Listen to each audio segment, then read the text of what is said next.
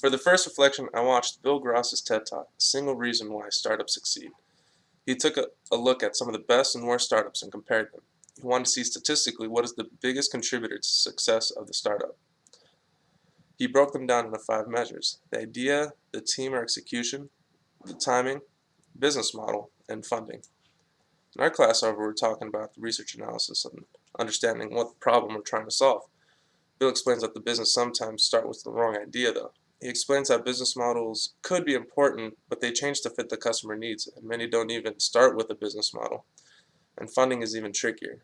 For example, you have Airbnb, where they were passed by investors thinking it was a ridiculous idea, but he found it was the timing that was the most important to any startup, almost contributing 42% of the success to timing alone. It came out during that time where people needed a little more money in their pockets, and maybe the prospect of having a stranger in the house didn't sound like a bad idea.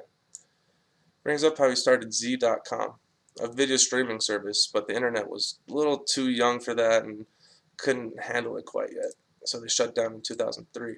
But then 2 years later, Adobe Flash came around and perfected everything, even the timing for YouTube, who originally wanted to be a dating site, but they uploaded a video from a zoo as a test, and a lot of people started looking at it, and so things came to be.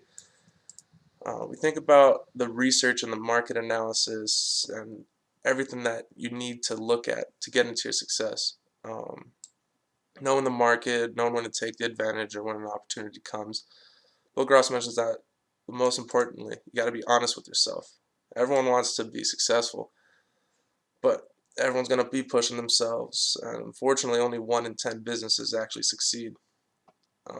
It's really only highlighting the importance of knowing your market, knowing your, you know, all the possible opportunities that could arise, and eventually taking good advantage of that timing that comes along.